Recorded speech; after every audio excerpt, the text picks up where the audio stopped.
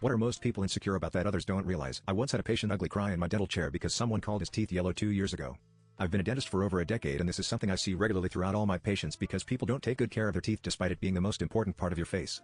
I barely even noticed the giant blisters on my patient's face or how his hair resembled a dog with a wig meme.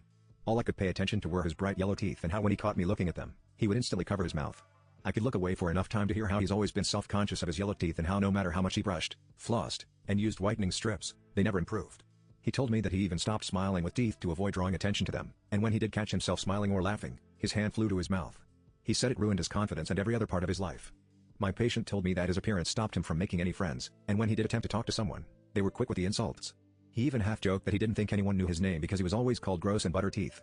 But that's not even the worst part. For some reason that he can't even explain, he decided to ask out a girl and it blew up in his face. Apparently everybody pointed and laughed at him and the girl started crying because she never imagined someone as ugly as him asking her outlandish. This was known as the incident in his school, and everyone was either posting about it online or talking about it. They even started doing reenactments in the halls and classrooms whenever he was around. He confessed that he considered ending it all when he realized everyone who played as him in the reenactments put mustard on their teeth to copy him.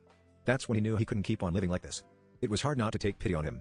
I've seen patients with teeth in worse condition, but I've never heard a story as bad as that one, so I knew I had to help him no matter what. I told him that the most important thing about his appearance was his teeth, so fixing it would set him for life.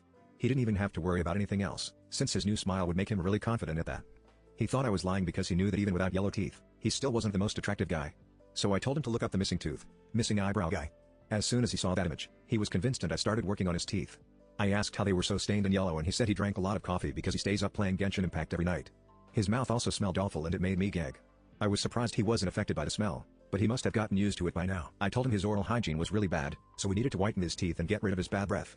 He asked if I could give him veneers since it was a quick solution and he didn't want to get made fun of anymore. He said that if better teeth were going to change what little he had left of his teenage years, then he wanted to do it fast. I couldn't give him veneers because that would only cover up the problem, not get rid of it. He wanted to know how he could get white teeth naturally. And my answer to him was that he needed to brush his teeth with toothpastes that don't have harsh chemicals in them because brands like Crest and Colgate, which everybody uses for some reason, have fluoride and hydrated silica. Too much fluoride leads to brown spots in the tooth and weakens it, making it more brittle and easier to chip off. As for hydrated silica, it damages tooth enamel and using it to brush your teeth is like using sand to clean glass. So if he thought he was cleaning his teeth every day, he was actually doing more damage and making it far dirtier than before.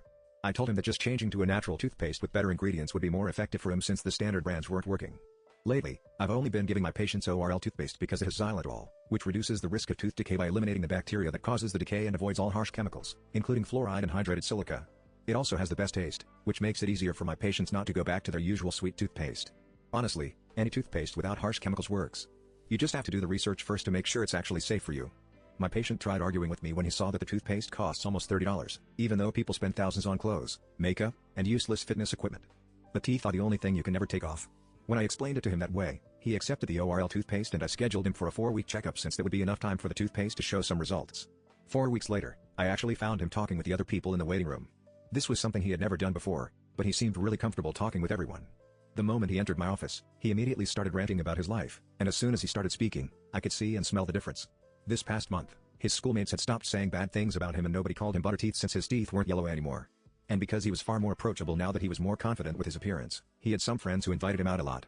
Most of his nights were spent partying with them or playing video games. Mind you, he hadn't groomed himself at all and still had acne all over his cheeks and a horrible bowl cut. All he did was fix his teeth with the oral toothpaste and people were all over him. I honestly recommend anybody reading this ditch their toothpaste and go for one that will actually fix your teeth like oral. But I did recommend a barber to him because I was tired of looking at the real-life version of Vector.